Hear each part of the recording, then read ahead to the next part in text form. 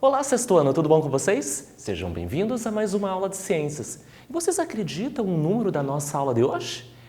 Estamos na aula 68 e hoje o professor Fabiano vai trabalhar com vocês a água. Nós vamos continuar a falar da hidrosfera. Hoje é a parte 2. Vamos lembrar um pouquinho o que nós conversamos na aula anterior? Eu apresentei para vocês sobre a hidrosfera, que é aquela camada, que é aquela região do nosso planeta que abriga o quê? A água, nos seus 3 estados físicos, sólido, líquido e gasoso. Nós aprendemos sobre a distribuição da água no nosso planeta, que tem mais água salgada e menos água doce. E essa pequena porcentagem de água doce ainda é muito pequena quando a gente tem acesso a ela. Porque muito dessa água doce estão nas geleiras, nas águas subterrâneas, que a gente não tem acesso para usar, para consumir no nosso dia a dia. Por isso, a importância de se conservar a água, de poupar a água, de preservar a água no nosso dia a dia. Antes de começar a nossa aula, vamos para os recadinhos? Pegou o caderno? Pegou o seu material, o penal, o lápis? Daqui a pouco tem correção de atividades. Está acessando o Classroom? Está assistindo às aulas? Está acompanhando? Ótimo! Não esqueça de realizar as atividades do Classroom. Resolve, analisa, pensa com calma e envia. Sua presença está garantida. Se você não consegue, não tem oportunidade de acessar o Classroom, não tem problema, não fica triste. Vai na sua escola, pega o material impresso, resolve as atividades e devolva. Recados dados, vamos começar a nossa aula, mas antes disso, chama todo mundo. Chama o pai, chama a mãe, a tia, a avó, até os bichinhos de estimação vão aprender mais um pouquinho de ciências hoje. Então vamos lá comigo? Como a gente sempre faz, todo início da nossa aula, a gente faz uma correção de atividades do conteúdo da aula anterior. É uma maneira da gente relembrar, da gente revisar o que a gente aprendeu. Então pega o seu caderno e vamos para a correção. Pergunta número 1. Qual é a importância da água para os seres vivos? Nós percebemos na aula anterior que a água desempenha várias funções no planeta. Pro próprio planeta, deixando ele mais fresco, tem a ver com processos das plantas e dos animais. Então, nessa pergunta, a gente quer entender qual é a utilidade, qual é a importância para todos os seres, tanto animais quanto vegetais. Então, acompanhe a resposta esperada. Não significa que você tinha que fazer igual a minha. Você pode ter usado a mesma ideia, mas usado outras palavras. Então, espera aí, segura essa borracha. Veja se está parecida com o do professor. Se estiver parecida, você acertou. Então, veja a resposta. A água participa de muitas funções vitais em todos os seres vivos. Então, existem muitos seres no planeta. Tantos animais diferentes, de portes diferentes, de tamanhos diferentes. E as plantas? Com flores, com frutos, muitas folhas. Então percebam que existem muitos seres no nosso planeta e eles precisam da água. Então eu separei. Primeiro, qual é a função para as plantas? Então as plantas utilizam a água para um processo muito importante para elas, chamado fotossíntese.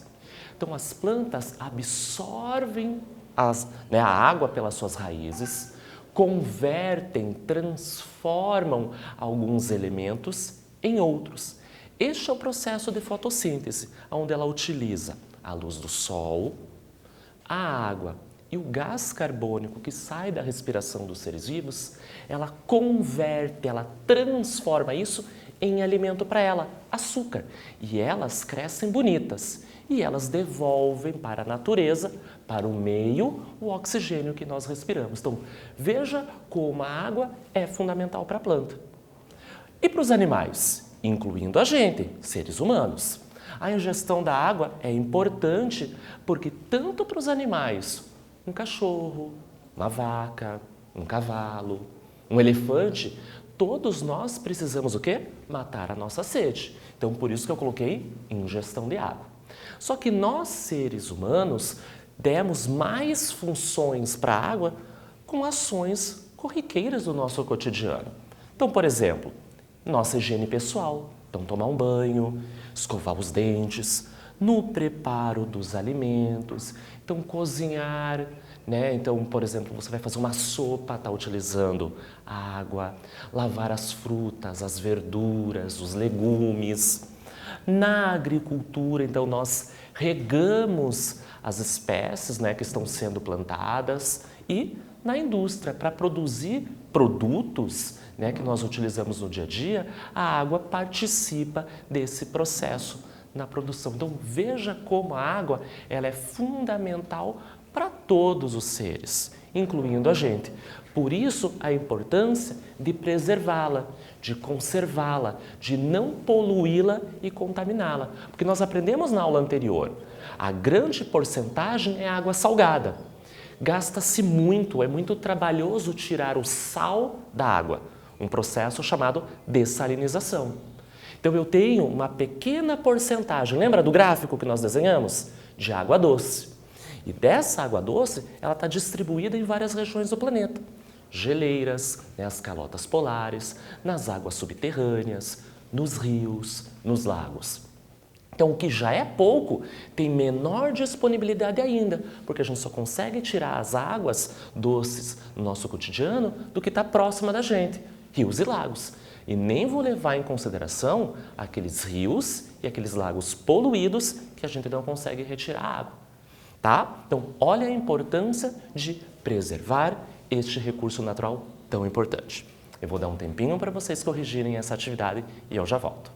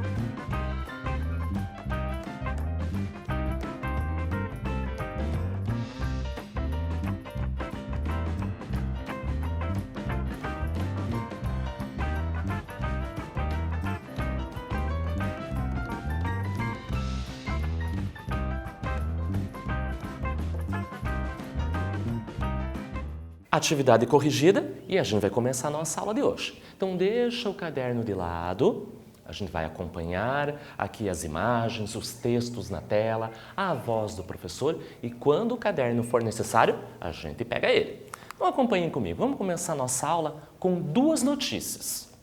Então vamos ler comigo? O título dessa notícia diz assim, ó, economize água. Paraná enfrenta uma das piores estiagens dos últimos anos. Mas Fabiano, será que essa notícia ela é atual? Então vamos ver todas as informações que eu trago para vocês. Essa é uma reportagem escrita pelo Lucas Sarzi e ela foi publicada no dia 14 de abril de 2020. Embora tenham se passado alguns meses, de abril até agora, mas ela é desse ano. E a gente percebe como a falta d'água está acontecendo no nosso estado. Então hoje eu trago para vocês só o título das reportagens. A gente não vai ler elas em detalhes. Vamos ver a segunda reportagem. Já retirei de uma outra fonte. O título é Falta de chuva prejudica o abastecimento de água no Paraná. E o subtítulo diz assim: as 4 represas que fornecem água para a região de Curitiba registraram nesta segunda-feira, dia 3 de agosto, o nível mais baixo do ano e a cada dia fica mais secas. E essa reportagem é do dia 3 de agosto deste ano. Então, o que eu quero com essas reportagens mostrar para vocês? Que o nosso assunto que nós estamos trabalhando é a hidrosfera, aquela região do planeta que abriga água nos seus 3 estados. E a gente percebe, devido às condições climáticas, às estações do ano que nós nos encontramos, essa falta de chuva afeta o quê? No nosso abastecimento. Então a gente vai aprender daqui umas aulas sobre o ciclo da água, que a água passa por um processo. Ora, ela está num estado, pode estar líquida, passa para o gasoso, pode passar para o sólido. E graças a esses eventos da natureza, clima, a chuva fica mais escassa, o sol mais forte, um frio mais intenso, isso afeta um pouco esse ciclo e, consequentemente, o abastecimento no nosso estado. Como que está na tua cidade? Como que está na tua região? Está tendo falta d'água, como aqui na capital? Então, por isso que a gente está estudando sobre a água. Entender sobre a água, a importância da água, o ciclo que envolve a água. Se a gente conhece esse bem da natureza, a gente sabe respeitá-lo, preservá-lo. Então, fica a dica. Então, vamos para a nossa aula. O conjunto formado por toda a água existente no planeta, incluindo a que compõe os corpos dos seres vivos, recebe o nome de hidrosfera. Hidro, água, esfera, vem de esfera, que representa o planeta Terra. Podemos classificar as águas em oceânicas, atmosféricas ou continentais. Então agora a gente já sabe que a água é sinônimo, de hidrosfera. Ótimo. Eu sei que eu posso encontrar água na natureza nos seus 3 estados físicos. Aprendemos isso na aula anterior. Que existe mais água salgada do que água doce no nosso planeta. Mas como que essa água é distribuída? Se ela está sólida, se ela é líquida, se ela é gasosa no estado de vapor, ou se ela é salgada ou ela é doce, eu encontro em que regiões do nosso planeta? Ou seja, nós encontramos nos oceanos, ou na atmosfera, ou nos continentes. Então, olha as 3 imagens que eu trago para vocês. Aqui eu trago uma praia, mostrando a grande quantidade de água salgada que eu encontro no planeta, que são as águas oceânicas. Na segunda imagem, a gente percebe nuvens, ou seja, na atmosfera, que é aquela região, é aquela camada do planeta que abriga os gases, eu vou encontrar vapor d'água. E na terceira imagem, uma região continental, porque eu estou mostrando para vocês um rio, ou seja, água doce. Então, veio um pouquinho mais dessas 3 classificações enquanto eu encontro essa água no planeta. As águas oceânicas são as mais abundantes na hidrosfera. Estão localizadas aonde? Nos mares e nos oceanos. E essas águas são o quê? Salgadas por conterem muitos sais minerais dissolvidos. É isso que a gente aprendeu até agora. Embora o nosso planeta se chama Terra, numa primeira olhada, lá do espaço, todo azulzinho. Então, não tinha que se chamar planeta Água, professor? Superficialmente, eu tenho mais água, só que nós aprendemos sobre a litosfera, que é aquela camada que compõe as rochas, que é o que preenche o nosso planeta, lembra? Crosta, manto e núcleo. Então, a maior parcela do nosso planeta é litosfera, superficialmente hidrosfera. Nós aprendemos, então, que a maior porcentagem de água é encontrada onde? Nos oceanos. Olha aqui a imagem de uma praia, as ondas do mar. A água salgada, então, é a maior encontrada no nosso planeta. Os sais minerais estão presentes aonde? Nas rochas superficiais da Terra e são transportadas pela água dos rios até o mar. Então, como que a água dos oceanos ficou salgada? Você pode explicar, Fabiano? Rapidamente, para a gente entender. As rochas, ou seja, a litosfera, encontra sais. Eu tenho sais impregnados, presos nas rochas. Vai chovendo, bate o vento, frio, calor. Lembra da erosão que nós aprendemos? Eólica, física, química, que tem o desgaste dessas rochas. Ou seja, esses sais vão se desprendendo desta rocha. Os rios e os lagos vão levando esses sais para o mar. Os rios sempre vão desembocar, ou seja, vão terminar nos oceanos. Então, se essa água vai chegar até o oceano, está levando esse sal com ele. O sal presente na maior quantidade das águas oceânicas é de que tipo? Cloreto de sódio, que é o principal constituinte do sal de cozinha. Você sabia que aquele sal de cozinha branquinho que a mãe tempera a comida, que a avó põe no arroz, para ficar bem gostosinho, vem do mar? Então aqui eu trago para vocês uma imagem do nosso sal de cozinha, o cloreto de sódio. Já aprendemos a primeira classificação das águas oceânicas. Agora a gente vai conhecer um pouquinho sobre as águas atmosféricas, que se encontram na forma do quê? De vapor de água, de gotículas de água líquida que constituem as nuvens ou ainda de água solidificada, que compõe os cristais de gelo. Olha como é diferente. Quando eu falo das águas oceânicas, estou falando dos oceanos e dos mares, a água se encontra no estado líquido, porque você mergulha, você brinca naquela água e a água é salgada. Quando eu falo das águas atmosféricas, eu posso encontrar essa água nos seus 3 estados físicos. A maior parcela é em vapor, que forma as nossas nuvens. Eu vou encontrar líquida, que também constituem as nuvens e cai em forma de chuva, ou eu posso encontrar essa água solidificada. Pode cair cristais de gelo, granizo e até neve, dependendo da região. E essas águas são doces. É a diferença da oceânica para a atmosférica. E a gente vai para a terceira classificação, que são as águas continentais. Eu encontro aonde essas águas? Nos rios, nos lagos, nas geleiras ou as águas subterrâneas, os famosos lençóis freáticos. De modo geral, as águas continentais contêm menor quantidade de sais minerais dissolvidos se comparado com as águas oceânicas. Por esse motivo, as águas continentais são águas doces. Então, se a gente faz um comparativo entre essas 3 classificações, águas oceânicas, atmosféricas e continentais, oceânicas, salgada, atmosféricas, doce, continentais, também doce.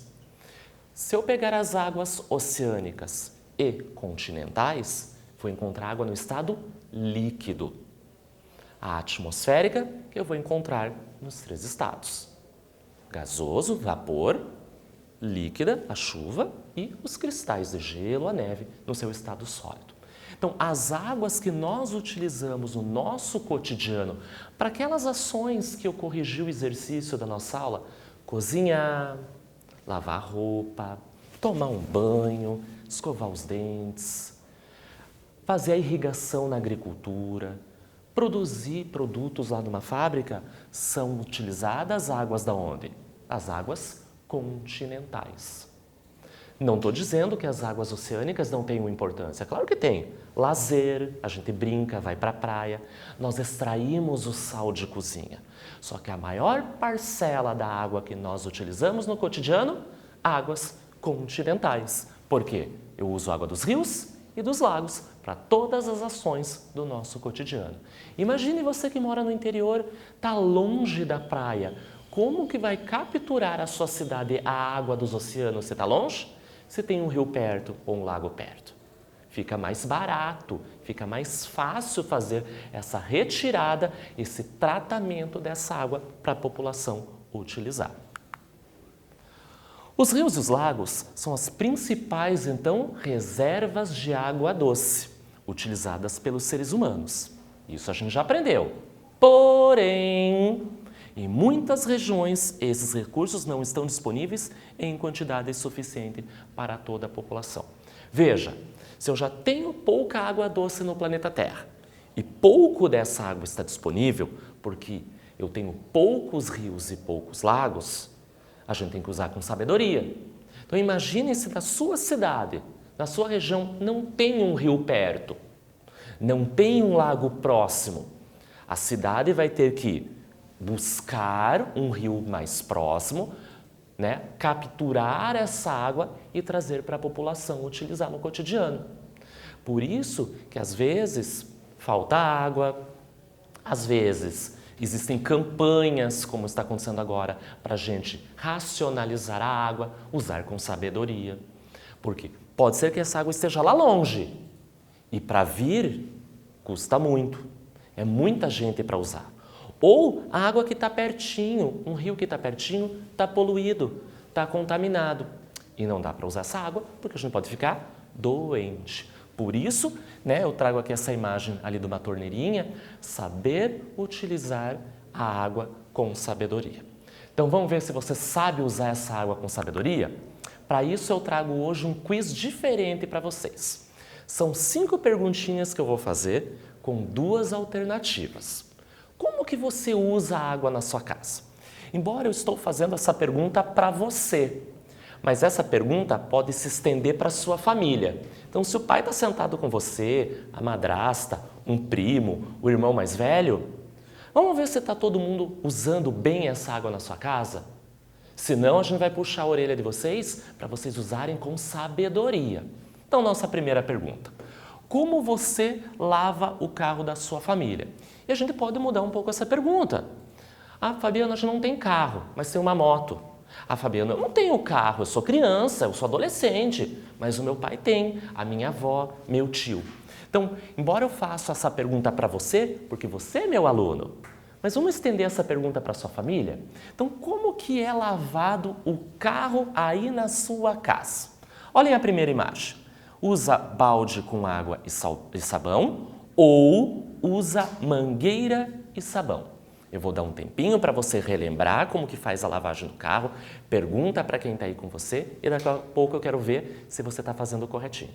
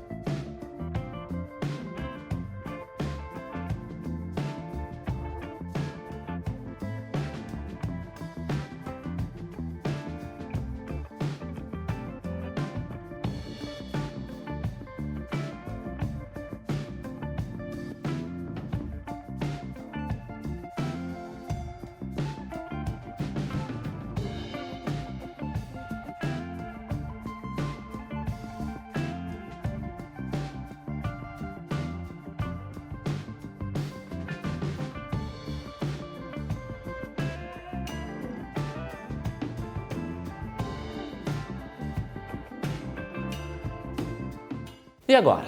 Será que você está usando essa água com sabedoria? Vamos ver a resposta? O que você acha na opinião de vocês? O correto é usar balde com água e sabão. Porque quando eu deixo a mangueira aberta, aquela água está o quê? Saindo, está escorrendo e não está sendo utilizada. Então, quando a gente, por exemplo, está ensaboando o carro, eu não posso ficar desperdiçando essa água. Então, com um balde de água, limpinha, sem sabão, eu posso o quê? Limpar, eu posso enxaguar o carro. Então, com uma esponja e o sabão ou um produto de limpeza, ensaboa-se o carro ou a moto e com a água no balde limpinha, você vai enxaguando, gasta-se menos água e faz a mesma limpeza do carro. Vamos para a segunda? Como você lava a louça? E essa pergunta se estende para todo mundo da casa.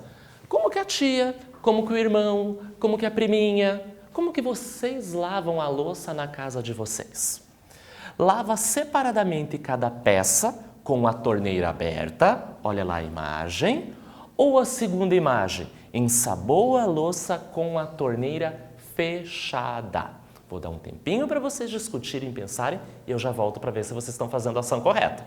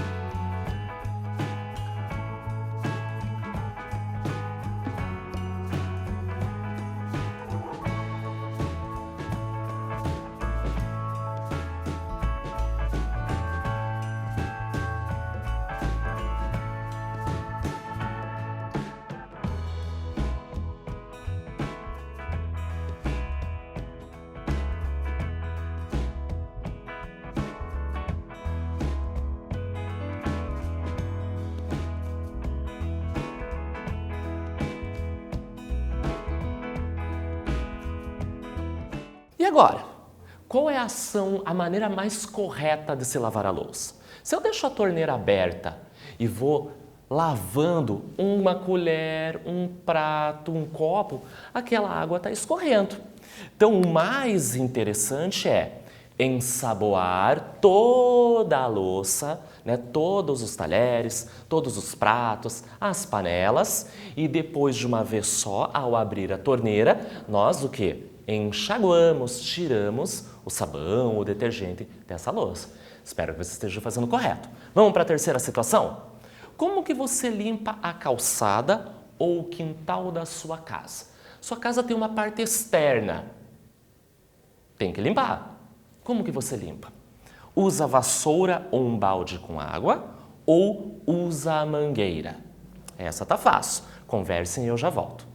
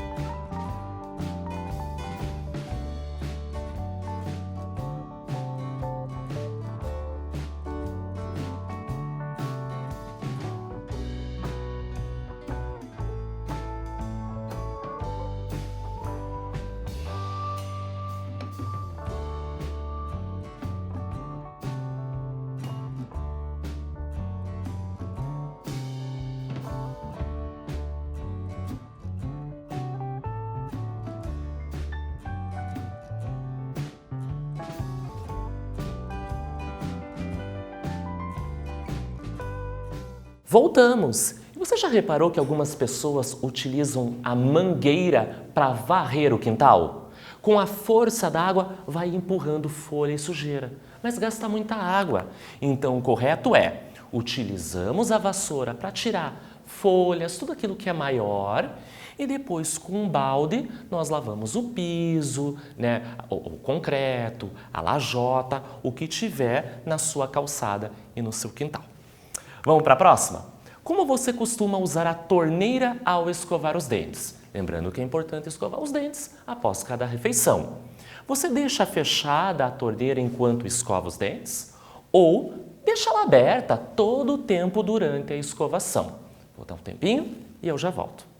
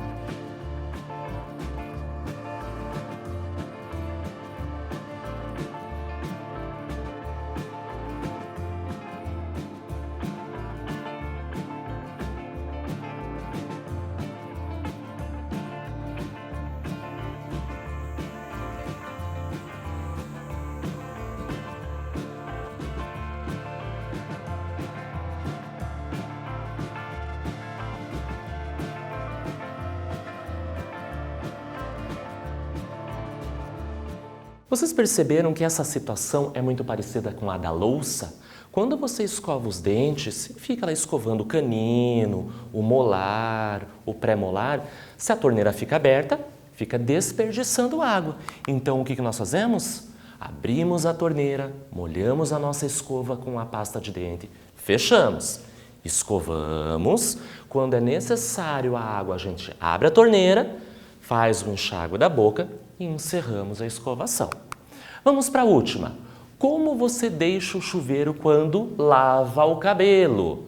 Principalmente as meninas que têm o cabelo maior, mais longo, demora mais tempo para lavar. Você deixa o chuveiro ligado, afinal, lavar o cabelo é rapidinho. Ou desliga o chuveiro para passar o shampoo. Eu já volto.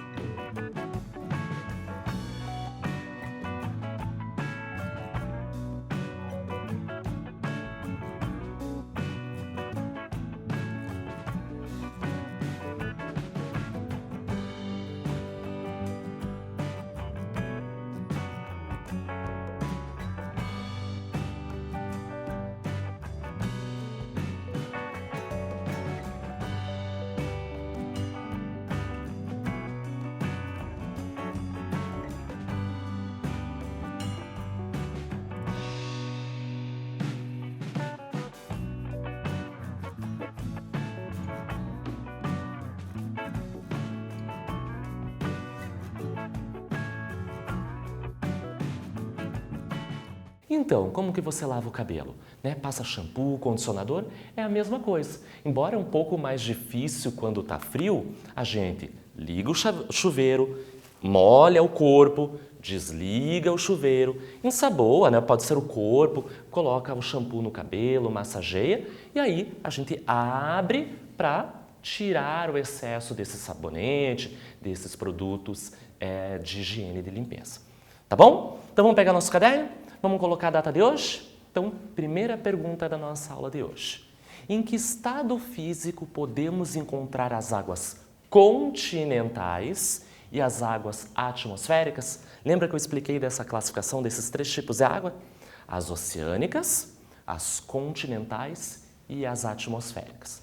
Nessa atividade, eu só quero saber das continentais e das águas atmosféricas. Eu vou dar um tempinho para vocês copiarem e eu já volto para encerrar a aula de hoje.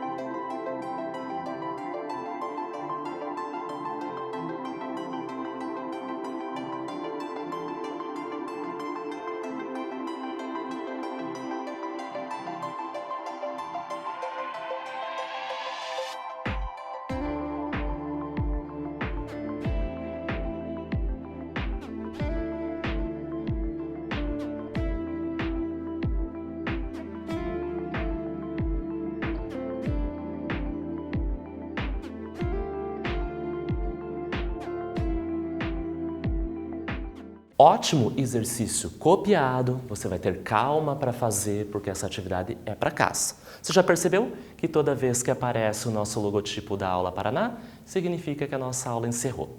Eu espero que você tenha gostado desse assunto, que você tenha entendido sobre esse assunto. Qualquer dúvida, converse com o seu professor, tá bom? Então, bons estudos, se cuidem e até a próxima aula.